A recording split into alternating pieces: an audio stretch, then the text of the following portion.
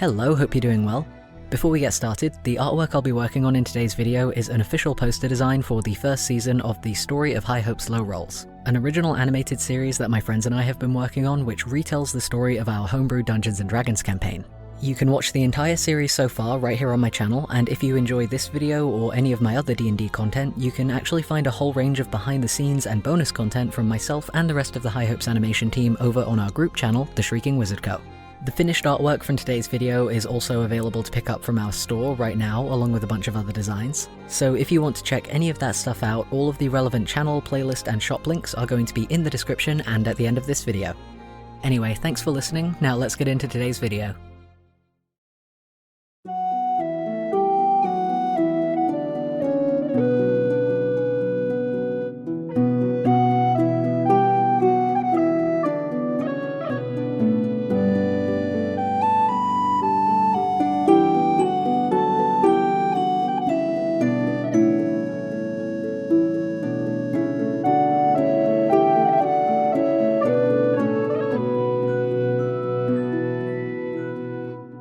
Alright, welcome to the video everybody.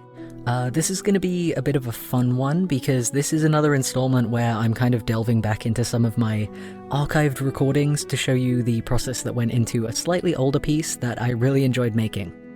This is also going to be a really big one. While I was trying to get all of the clips together to compress them into SPEEDPAINT format for this video, I just kept finding more and more clips that I hadn't rendered yet. Altogether there was about 10.5 hours worth of footage recorded for this piece, which is a crazy amount. So purely because I think it's interesting to see which bits took the longest, I'm going to be putting the length of time that each section of this drawing process took at the bottom of the screen here, so that you guys can see kind of how it all added up. So it's been about 10 months or thereabouts since I first made this piece, and I just never got round to making a video for it. For whatever reason, I don't really know. But better late than never, we're here now. Although it's actually worked out pretty well that I am able to come back and use this week to finish this video, since I wouldn't really have had much time to record some fresh SPEEDPAINT footage otherwise. And why is that? Well, I'm so glad you asked. I don't really have a lot of time to record this week because I am super busy pretty much this whole month, specifically because we are actually approaching the final stretch of work on the next episode of the High Hopes, Low Rolls animated series itself. That's right, Chapter 2 is on the way. It's been a really long time coming, we've all been working so hard on it, and we're all super excited to finally get it done and show you guys the next chapter of the story. Just between you and me, it's a real step up from the last one, and I cannot wait to see what you'll think of it when we finally get to show it to you. But anyway, I could go on and on about all of the work we've been doing on the episode so far, but I'll try to control myself. For now, just keep an eye on this channel and all of our various social media and stuff like that, because we're going to keep you updated as soon as we have a release date scheduled. But it's on the way. I hope you're going to look forward to it. Anyway, back to what you can actually see on screen right now. So this poster design is something I put together as a sort of season cover, I guess you would call it, for High Hopes. Just like a big old poster that shows off all of the characters in the party in the show, and which kind of represents the overall vibe of the story that we're hoping to cover in this first season's worth of episodes.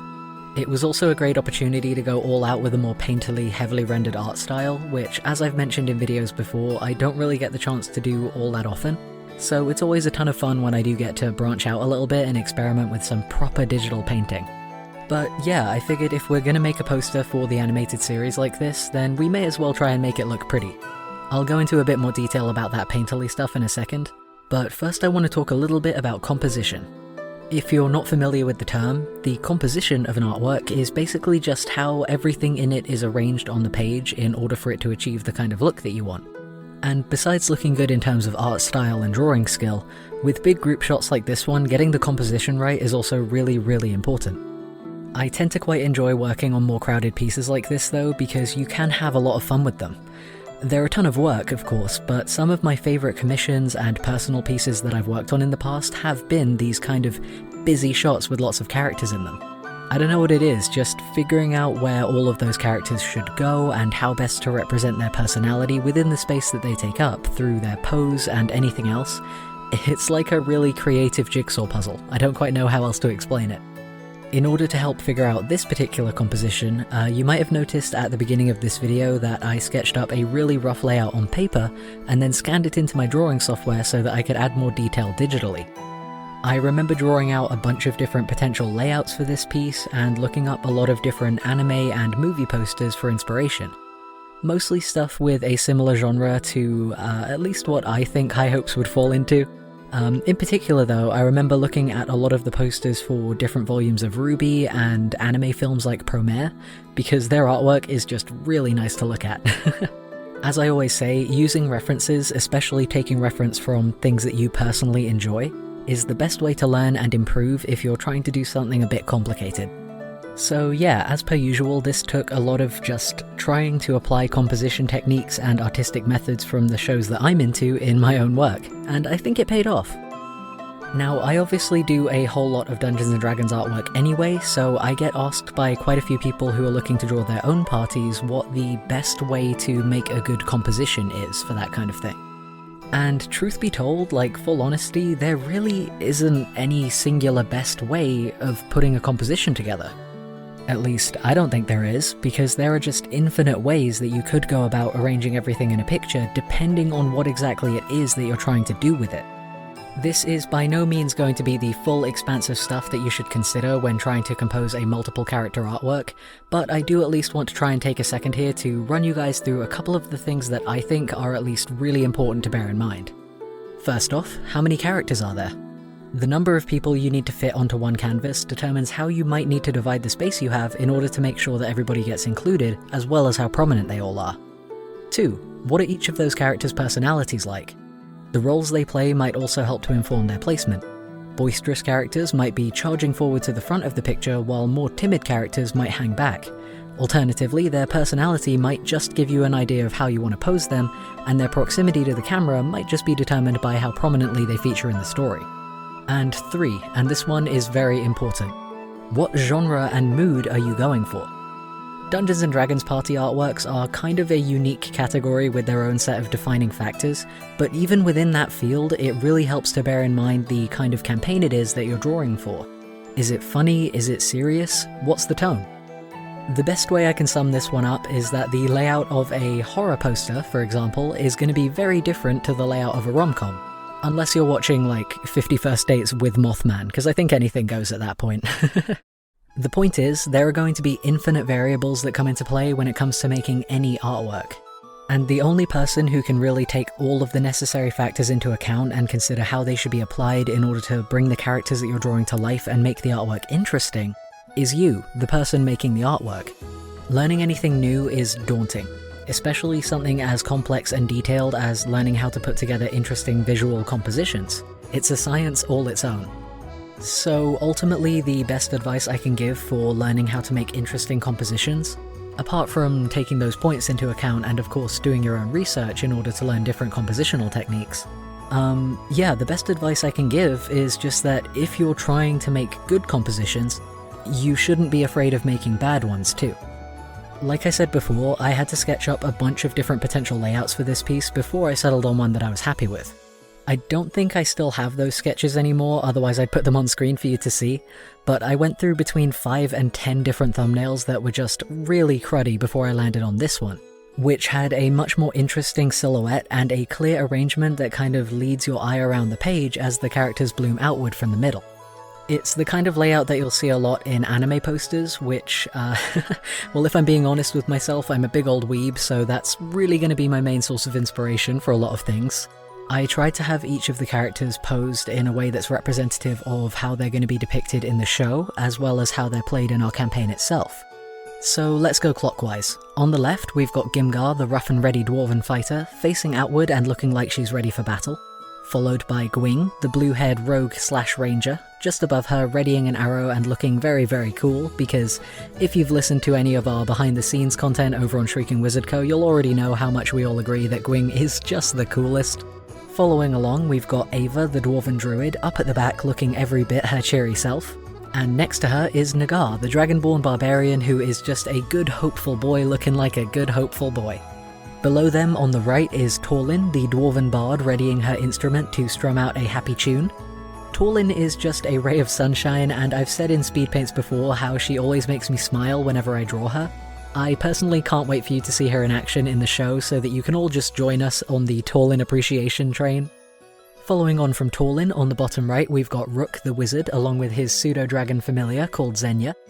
I tried to give Rook, like an inquisitive expression. I don't know if that's exactly the right word, but he is a very much curious character who likes to learn, so I tried to at least capture that a bit in his expression, as if he's having a bit of a light bulb moment. And lastly, we've got my character, Paddy, front and center holding out a letter. And I feel like I should say at this point, I did not put my character at the front out of personal bias or anything. I just put him there because he is the focus of the first episode of the series, which kind of introduces you to everybody in the party. And in that first episode, he is delivering letters. So I thought it might be fun to have him kind of holding one of those letters out towards the camera as if he's inviting whoever's looking at the poster to come and join the adventure too. Anyway, that's the kind of thing I mean about, like, making a composition engaging and getting personality to shine through.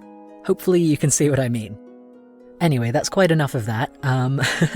So, you know, it's also pretty interesting looking back at the art style I use for this piece and, like, the way that I drew all of the characters. Mostly because now that I've spent pretty much the past few months drawing them almost every day while working on the animation for the show, I feel like I've gotten so much more familiar with their designs and my art style has evolved because of it. Honestly, even just thinking about the kind of tools and like presets that I would use to draw these characters now if I was going to redo this piece are so different from even just 10 months ago when I first drew this. It's really weird to think how different my sort of process has gotten in just that short span of time. For example, nowadays I use Paint Tool Sci version 2, and this piece was done in Paint Tool Sci version 1. So there are like a bunch of features and layer blending modes that I have access to now that just straight up didn't exist in the old version of the program. And I also think I used to use the marker tool to do the final line work, which I just wouldn't dream of nowadays. If you gave me the choice now, I would choose the pen tool over the marker tool any day. Having said that though, I do actually really like the style I used for the colouring on this one to get that kind of painty effect. Watching this footage back, it was really satisfying to see the way the different areas of colour come together and get shaded and highlighted. And interestingly enough, I think certain aspects of the way I painted the faces especially, like applying colour to the cheeks and noses to give them a sense of like depth and three-dimensionalness, I feel like that was kind of the beginnings of the way that I do my painting nowadays, because I still do that kind of stuff when I'm colouring faces, like shading the nose and the cheeks, but I remember it being kind of a new thing to me when I was doing it for this picture. Actually, now that I'm thinking of colour, that's another thing that helps to bear in mind when you're putting characters in place in a crowded composition. Whose colour palettes are going to look the best and, like, not clash when they're put next to each other? Thankfully, that's not so much of a problem or like a thing to think about with this party, because I think all of our characters have their own colour schemes which sit next to each other pretty nicely anyway. Nobody's crazily oversaturated, but you know, that's another helpful little trick for you. Now, the one thing I haven't really mentioned so far for this piece is the background. It's probably spoilery if I go into it in any excessive detail, but I will say that I am very happy with how the background on this piece turned out. I'm not really a scenery man, I think we all know this by now, but I think having a nice pale colour scheme like this with the kind of snowy clouds and hills really helped the more colourful characters in the foreground to stand out. And yeah, I'm looking forward to when we can properly get into this kind of scenery and show it off as the animated series goes on. I just love a good bit of snowy terrain, you know? It's really pretty. And also, not excessively detailed, which is my favourite part about it. After the painting was finished, I went through and added the final highlights and shiny bits and overlays, and then put the kind of logo title for the series at the bottom. And as a final bit of detail, I added a couple of bits of snow and leaves here and there throughout the picture to make it feel a bit more dynamic, and kind of make it look like there was a breeze blowing through. And with that, the poster was complete.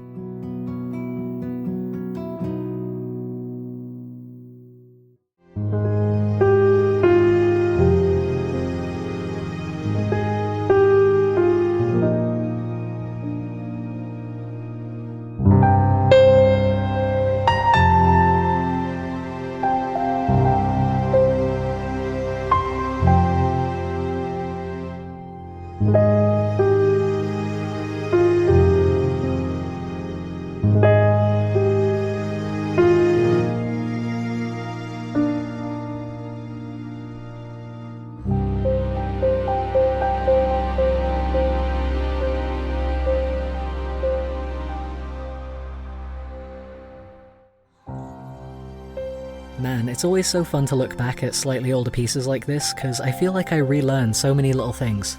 Hopefully you all enjoyed taking this trip down memory lane with me too, and hopefully some of the advice I was talking about was at least helpful in some kind of way. And don't forget, if you do really like this piece and you want to get a copy of it for yourself, there is going to be a link to our print store down in the description.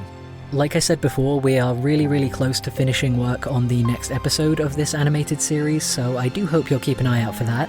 But if you want to check out some more content from myself and the rest of the High Hopes animation team in the meantime, there is going to be a link to our group channel both on screen and in the description as well.